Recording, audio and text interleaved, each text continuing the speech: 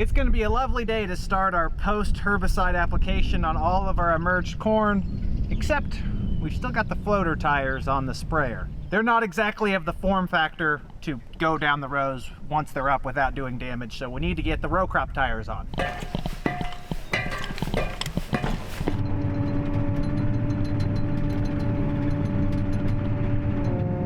The corn out the window to the east is a little bit too small.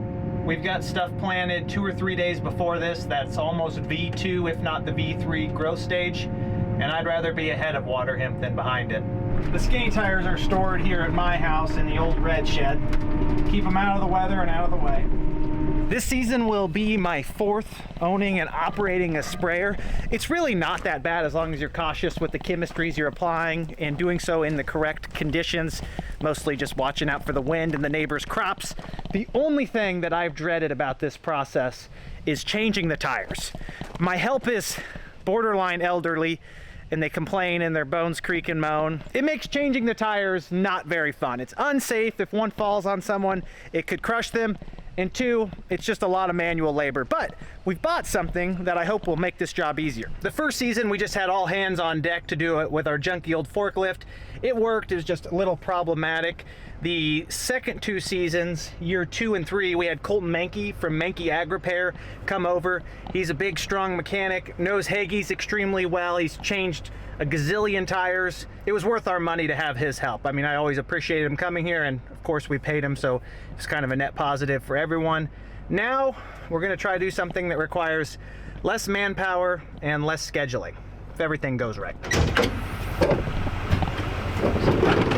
And sockets. And of course the impact.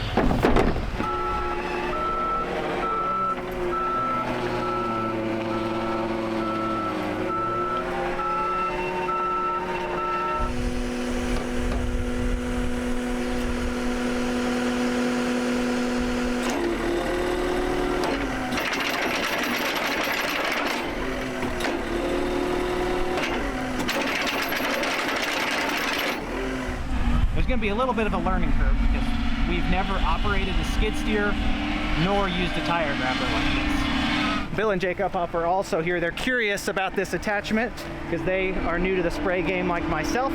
So they're going to watch, and the best part is they normally help when they're here. 1 5/16 if it was standard is what I would guess.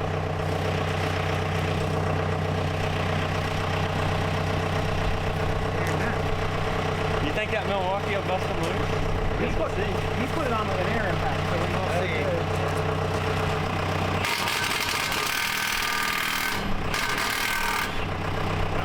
Wow. That Milwaukee's good stuff.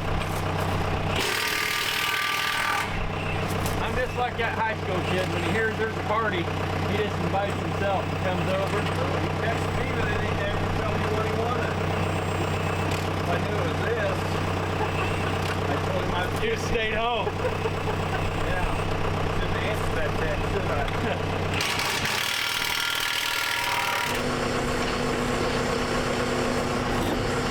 Got it?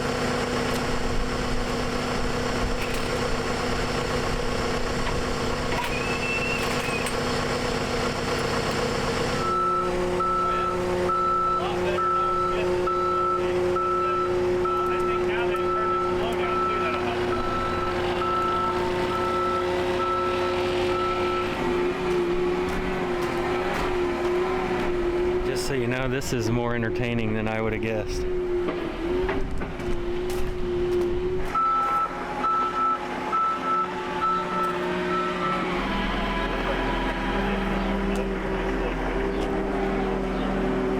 That's basically going on the outside again.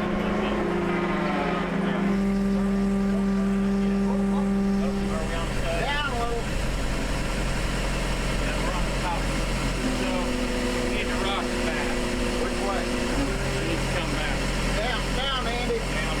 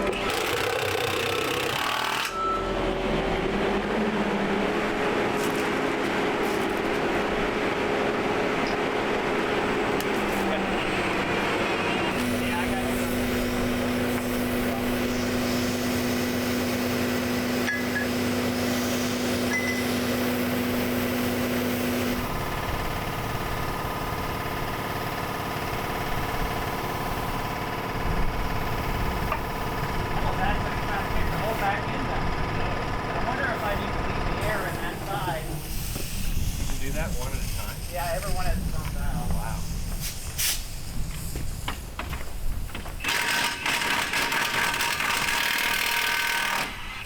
Look at all. 28. Start.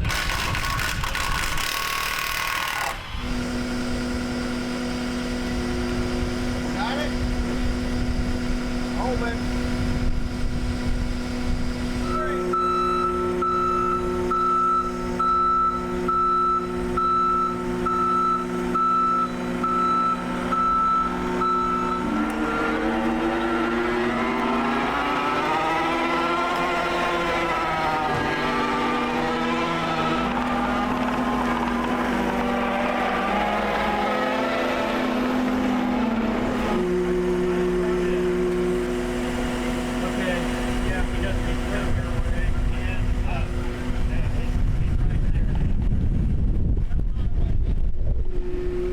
Unfortunately, the toppling of the camera resulted in our microphone going out of commission until the operator noticed it a few scenes later. A few quick notes about this tire grabber. First and foremost, our lack of experience in a skid steer and operating this tool creates a level of discomfort and a need for learning how to safely and efficiently use it. Despite having little experience with both aspects of this operation, it went extremely well. By the time we got to this third tire and the fourth one after it, we were flying through them.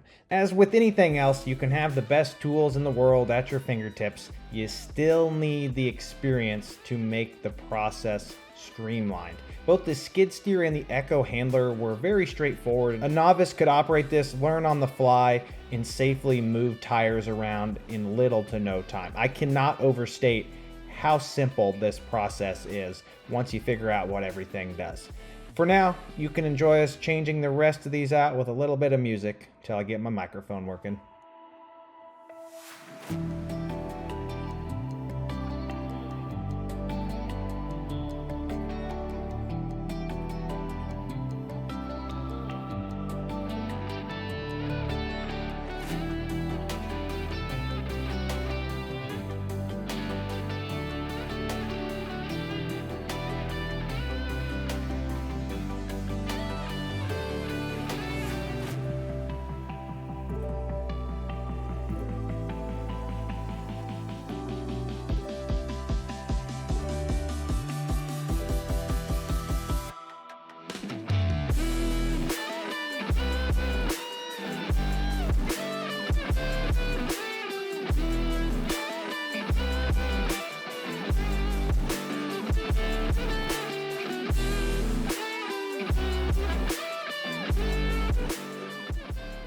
As a pet parent to O'Malley, Murphy, and Lucky, I want to know exactly what I'm feeding them every day. It's really not much different than my human children. I want to be sure that what I'm feeding them every day is safe, well-designed, and tasty. You don't want to eat a bunch of unhealthy junk, do you, Murphy? No? That's why we switched to the Sundays for Dogs beef recipe. If I were shopping the grocery aisles for myself, this is the kind of food I would find. It starts with USDA grade beef and beef liver, and it includes superfoods like blueberries and spinach to round out your dog's diet. This isn't kibble. It's a scoop and serve fresh, real food. It was actually created by a practicing veterinarian, Dr. Tori Waxman. They take human-grade ingredients and gently air dry them to lock in the nutritional benefits and flavors for your pup. Knowing they are getting a protein powerhouse with no artificial additives gives me so much peace of mind. And honestly, the no prep, no mess convenience of pouring the fresh food right into their bowls is the cherry on top. Your dogs deserve a diet that's as fresh and nutritious as your own. If you want your dogs to be as excited about mealtime as Lucky is, now's the time to make the switch to Sundays for Dogs like we have. If you follow the link down in the description or use code aTrippyFarmer at checkout, you'll get 50% off your first order and your dogs will love you for it. I can promise you this, your dogs will be in a pretty good mood if you check out Sundays. The tires are all changed. The up-offs took off to get back to mowing. They're holding off on planting with rain in the forecast. After I did all of that, I realized that when my camera blew off the tripod on the second tire, my microphone got unhooked, so some of the later clips may not have sound. This skid steer attachment uses the universal mount. It is the aTrippyFarmer Eco Tire Handler X3 hydraulic grasp and then manual 30-degree rotate each side so you can pick the tires up. The adjustment on the skid steer and being able to move them eliminates a lot of the safety risk of stacking tires. I couldn't do that before. I'd have to lean them on something with the forklift. It eliminates manpower. With proper training and experience, I think one guy could probably change tires in 30 to 40 minutes. Two guys ideally for a second set of eyes. We had a lot of watchers there and helpers. There's no doubt in my mind though, the physical aspect of this, the wear and tear on your body was greatly reduced. There was a lot of grunting before when we used the forklift and had to shove it on there, relocate it. You can do a lot of fine tuning with this right here. If you call Justin at aTrippyFarmer or look on their website right here, all of their prices are right there. You can order or you can call. They'll ship them right to your doorstep. I like the Eco handler more than the big name tire grabber attachment. There's another one in the market that's popular. The reason being, I thought this was the perfect trifecta of quality, price point, and effectiveness. There's cheaper ones than this too, but they just don't have all of the features you'd like. The other one that you are all familiar with is way more expensive than this, and I just didn't see it being justifiable at that point. I'm really happy with our first go around. A little bit more experience and training. We will be very efficient with this, and it can be used for more than just sprayer tires. Anything on the farm that fits in the grasp of this can be picked up and moved around, whether that be a heavy combine tire, heavy four-wheel drive tire, even small tires, maybe not small like a semi tire, but small that will fit in the grasper, you can move with it. Even for a small to medium-sized farm like ours, this is a pretty big investment, not to mention the addition of the skid steer. Having Jake and Bill here is a great example of a way you and farmers you get along with could utilize this. I could see a world where us and the up-offs and maybe someone else split the cost of a tire grabber, because very rarely does everyone need to change tires the same exact morning, of the same exact day, of the same exact week. Sprayers twice a year, maybe if you're a little bit more rotation heavy, more than twice. It's the most dreaded job on the farm, and that right there made it much better. I think I could do it alone. Again though, you never turn down the help. I really recommend, if you're looking to reduce some injury risk or damage to your equipment with these big heavy tires, the floaters aren't so bad. The skinny tires are what'll really get you, because they're not stable like these floaters. They'll stand up. The skinnies will fall over and crush you. I mean, I've heard of people going to the emergency room, breaking their femurs, dying to tires. A small investment in an attachment like this for a skid steer, and they even have a forklift friendly version, could go a long way to help extend your career, reduce your medical expenses, and just make a job that's dreaded not be so dreaded. I think up-offs will probably borrow this when they change tires, because why not? It's the neighborly thing to do. I asked Bill and Jake both for their opinion. I got it on camera, but unfortunately the microphone cut out. They had very positive reviews of that, and they said that's way better than using a forklift, and I agree. My dad is a little bit of a pessimist, and I think even he enjoyed it. Oh, having an unplugged microphone and knowing you had some really good content is one of the worst feelings as someone who's making videos, because it's like having gold in your hand and watching it slip through. Skinny tires are on. Just need to go throw on some size 5 T-Jet AIXRs, and we're gonna run some corn post. Here's a box of those sweet, sweet air-inducted extended range nozzles. I like the flat fan, and I ran those size 5 Greenleaf twin dual asymmetric fans, so air-inducted twin fans. It's got a bigger orifice and a smaller orifice on each tip. They were really drifty, and I did not like the way the pattern looked from the cab. Does that mean they didn't perform fine? No, I don't really have any evidence to point that they aren't a good nozzle. But they're definitely drifty. Don't ask me how I know. I only got our own soybeans though, so better that than someone else's. That small nozzle, especially because it's blowing kind of at a back angle, it'll take flight pretty quick with those little droplets.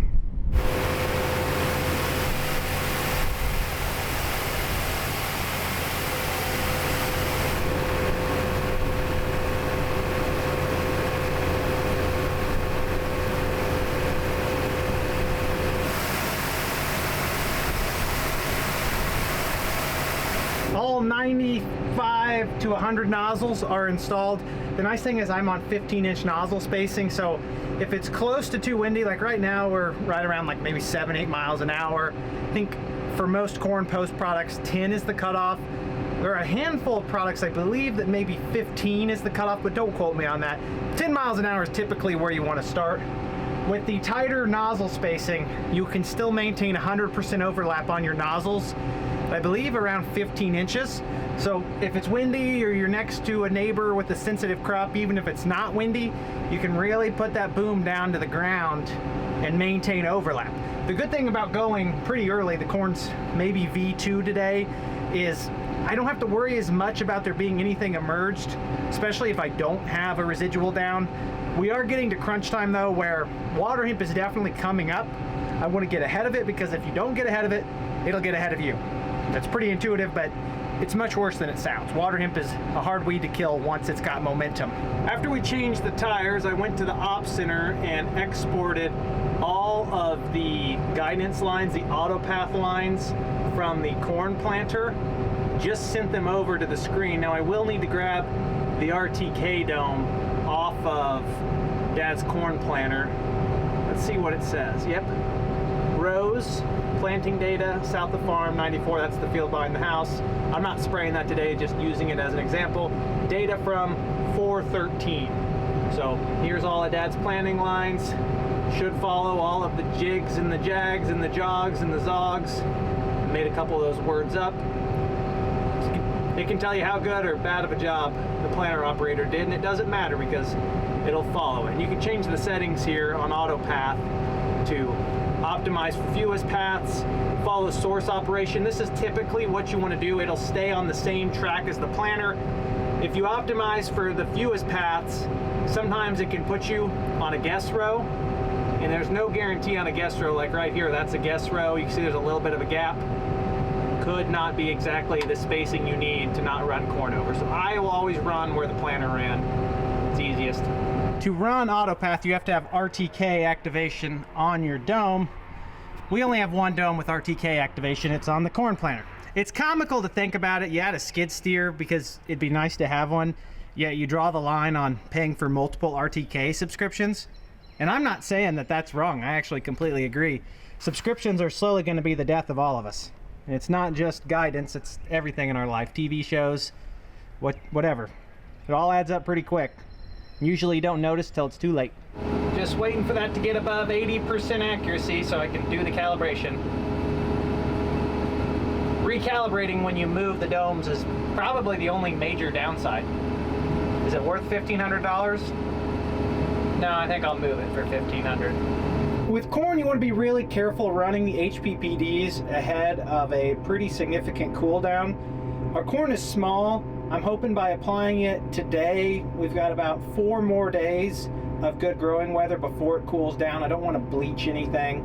I don't know that it has a negative yield impact. It just doesn't look good. I'm going to go ahead and spray a bunch today, get it layered down. Then on Monday, there's a chance of some pretty severe storms. That says 1 inch and 1/1500ths, a tenth the next day. Tornadoes, everything's coming out of the woodworks on Monday. So I'm going to try to get everything sprayed today, maybe a little chunk tomorrow, and then the rest, it's just too small to spray. I'll wait till maybe 10 days from now to finish that up. Oh, what do they say? A watched pot never boils. This thing hasn't moved. Heard a random honk that startled me. It's just Dad zipping around.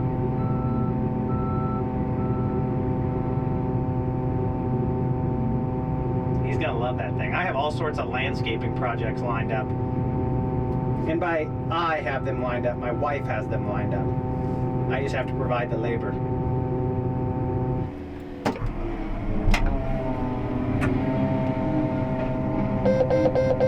Right after I finished getting everything switched over and serviced, Jeff showed up with a load of chemical that's probably worth more than that tanker it's on.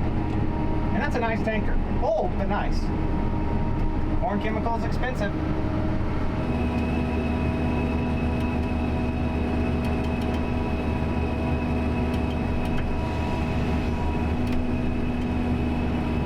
Boogity, boogity, boogity. Let's go racing. Ooh, look right down the center line there. There's two different hybrids. You can tell by their freshly emerged color. Left is Pioneer 1742, right is DeKalb 6835.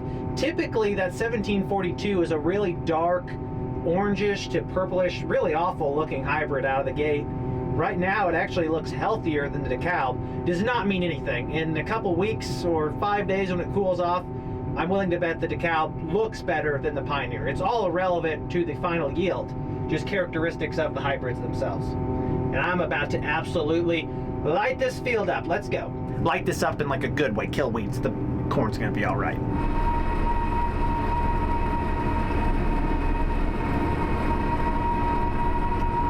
Oh boy, I'd give Dad a hard time about how crooked these rows are, except I planted this field.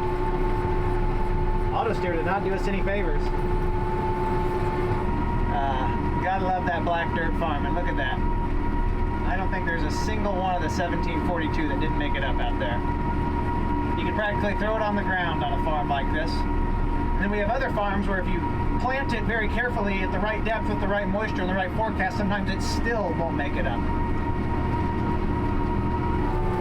There's still people hustling around the countryside. Their neighbors are going by with that sick rig right there. Fed tractor, newer deer planter. I think they're close to done. A lot of guys are getting really close to done. To be honest, we wouldn't be done, but some days we plant probably a day or two early, and then we get out and finish a day or two early. Doesn't mean we're any better off, and sometimes we're worse off. Just get done earlier. Is that not just beautiful? DeKalb 11161, nearly perfect emergence, rolling hillside, and one less tree line to look at and deal with. Well, technically we're still cleaning it up, but it's mostly reduced to nothing.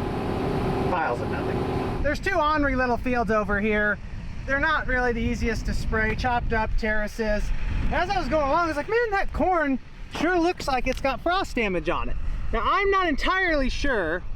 It could be frost damage, although I have a very plausible suspicion that it could also be gramoxone damage or some kind of other burning herbicide, because these guys right here, not the farmer is a great guy, we get along with him really well. The co-op that sprays for him literally burns the ever-loving heck out of our crops every single year. On this field over here about 4 or 5 years ago, they drifted gramoxone every bit of 1/8 of a mile to the west. They sprayed on a 35-mile-an-hour wind. And I don't think this is a frost damage. I mean, willing to bet that's herbicide, because we don't have any other corn that looks like that. That field over there looked beautiful. And you can even see the tinge in it as the sun comes across it. It will not kill this corn. I will let the record note that. Gramoxone typically does not kill corn at this stage. It sure doesn't help it, and what I'm putting on it is only going to stress it more. There's no free rides with herbicides, so unfortunate, and it went pretty far. I didn't really want to stop, except I needed to take note, because if this is crop damage, I want it to be evident that it was here before I sprayed it. I think that's very important, because they could say, well, whatever you put in there was hot and it burnt the corn. Even if this does stress it out more, the corn is already burnt, and they did a pretty good job of it, as they always do. I mean, what do you do? I really don't know. Our field here goes farther to the west than this guy's field, and it does look like once you get past the property line, the corn looks a lot healthier. There's still a little bit of speckling in it, and I could be wrong. Maybe it frosted here, but the hard thing is old dogs and new tricks, and it seems to get better as you go north, implying that they sprayed it on the day when the wind was out of the north, or it frosted here. I mean, it could have frosted. I shouldn't assume the worst. I just know the yahoos we're dealing with to the south. And they do it every year with minimal consequence, because it won't kill our corn. There's my sprayer. I'm probably a full 240 away, and see these little speckles on here? The tiniest little drop of gramoxone will burn a corn leaf pretty good, and that makes me think it's herbicide and not frost, because it's not consistent. For anyone unfamiliar, gramoxone is a really effective burn down chemistry. A lot of people use it. When used responsibly, it does not create any issues. It is so potent per drop, though, that even a tiny little dusting on a plant can burn it really bad. And that may be what we're seeing. And again, I'm probably assuming the worst. I called Dad to have him come look because he'll get really excited about it if it is herbicide damage. I've seen gramoxone go very far. I don't personally spray it for reasons I'm not going to say out loud. It's just kind of a dangerous one. There are their sprayer tracks right there. And this is going to be a really hard field to spray. I will be the first one to admit it. If it's even moderately windy, you got your boom 30, 40 inches in the air, running something hot that'll burn corn, it can get ugly. This is the backside of the field I just showed you. It's 5 or 6 acres, completely encompassed from the south by a tree line and a pretty big filter strip on both sides. Let's see how this corn looks. Oh wow, look at that. Perfectly healthy corn. This means that they literally burnt that entire field, all 40 acres. Worse by the neighboring field to the south, so when we ask them for their spray ticket, I'm willing to bet the wind was out of the south that day, and probably pretty strongly, because this corn looks great. All you need when co-op is spraying next door is a 60-foot tree line on both sides of the ditch, and they won't drift on you. I'm not in the business of making people look bad, so I'll probably redact their name. And I actually believe in grace. People make mistakes, but these guys do it every year. They burned our beans last year there. They burn our corn. There's nothing you can do about it. You can turn them in, they'll pay a little money and move on down the road, because that's what some of these outfits do. It's just careless operating. It makes people who care look worse when you got guys like this spraying. And I will go off the record and say that I have sprayed on days I probably should not have sprayed. I think a lot of sprayer operators had.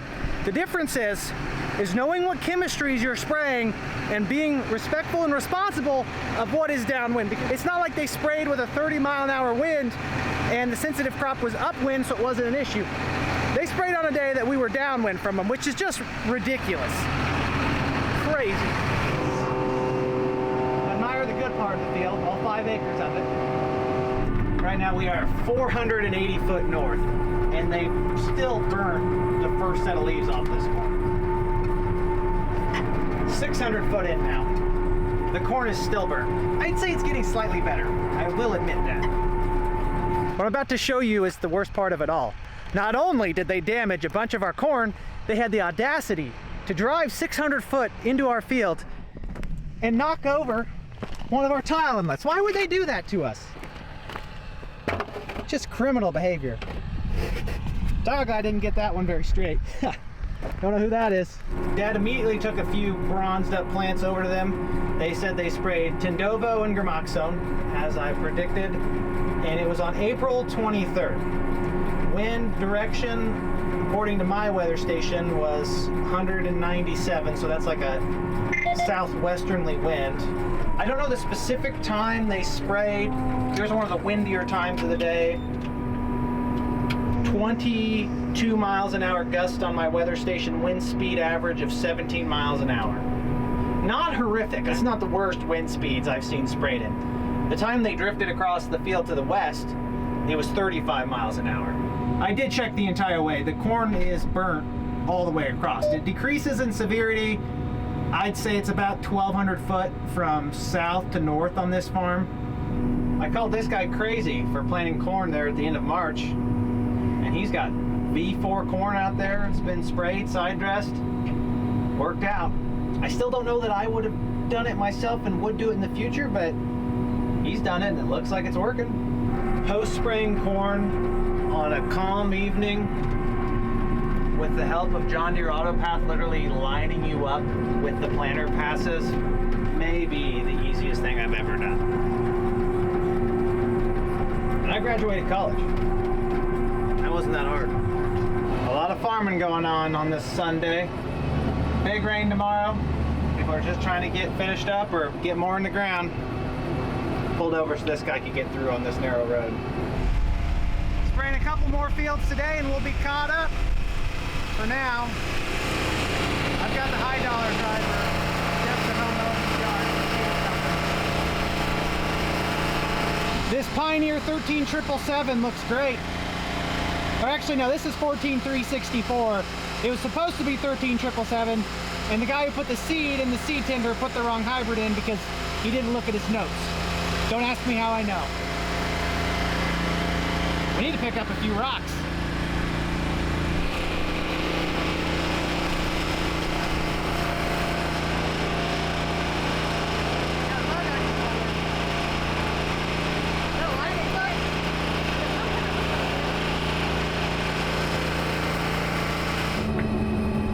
I always have to stop and admire this pond. It's just absolutely beautiful. Be a good spot to build a house.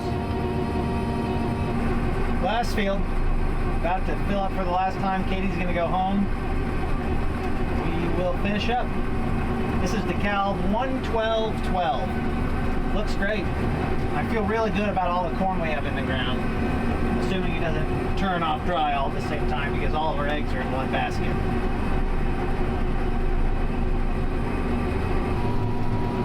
Done with spraying, now I got to spot in some beans. They're a little thin, so we're gonna amplify the quantity.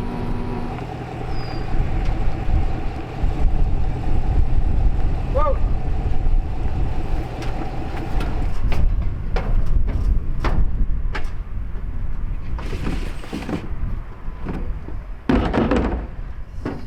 Are you putting them all in? Yeah. I think there's 14, so let's do 7 on each side. Morning? Yeah. What side did we do? South side.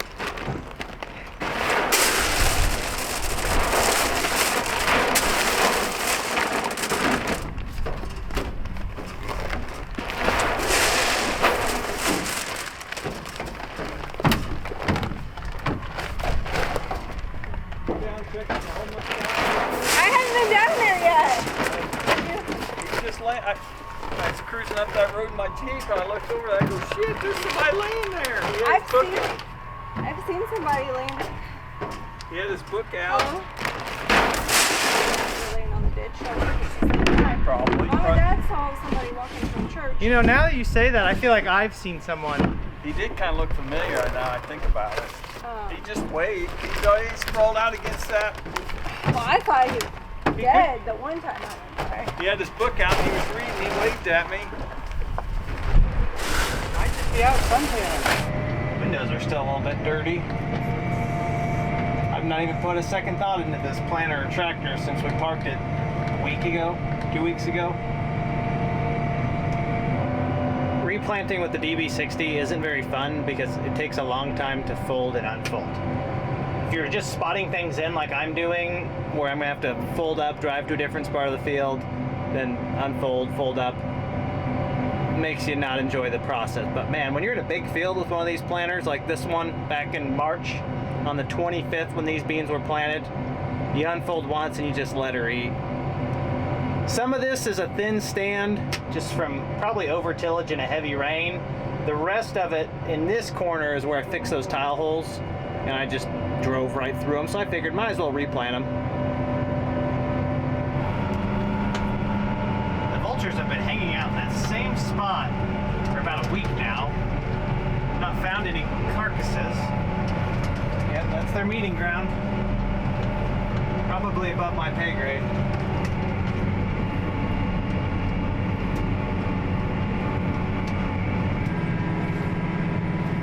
Not picking up. Come on. Want to turn it in the ground. It's a pretty wide turn. Still. Hard on equipment. Up to about 7 acres in this 220 acre field. Just a couple of corners that have this light soil. They came up kind of thin. If black dirt came up thin, you wouldn't be concerned because it fills out nicely. This light dirt just grows slow. It's probably a satisfactory stand, just eyeballing it. I bet we had 70,000. Technically, that's enough. You feel a little better if you replant it anyways. And we get all this replant coverage on these March beans. Hate to say it, we'll make our premium back.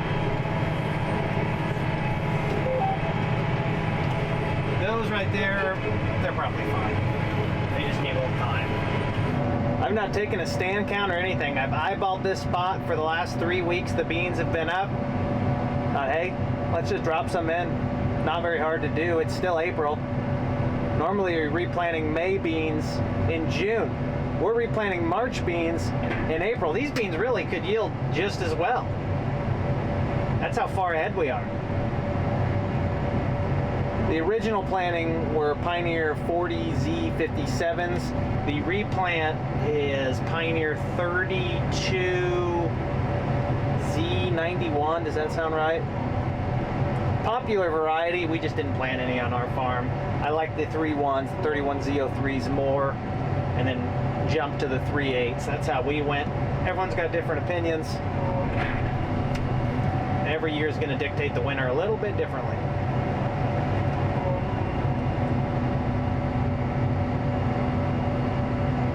It's funny, after you replant, it's like, oh yeah, that definitely need replanted.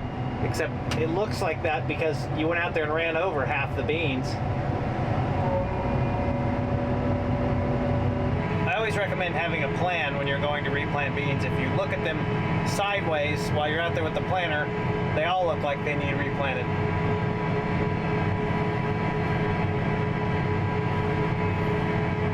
I do one little strip here to finish this second field, and then I'm done. I replanted 10 acres out of 360 planted the same time. That's a victory. Now we pretty much just get to wait and see what happens. It might be a few days before we're back in here. 2 inches of rain tomorrow, that'll put us out. We've got one small field to plant, custom work, more like volunteer work. I'm gonna do that after it dries back up. Mom and Dad helped me close the shed up. He said he heard 3 to 5 inches. Now, some weather reports get a little bit exaggerated, and that might be one of them. It's gonna be one of those storms that has tornadoes, hail, intermittently mixed in there, so we'll be on the lookout. I'll let you guys find out in the next video, because I'm gonna go home and hang out with the kids in the yard, do some landscaping, maybe spread a little bit more grass seed ahead of this big flood. I appreciate you all tuning in. I sure hope to see you in the next one. Have a great day, everyone. Peace!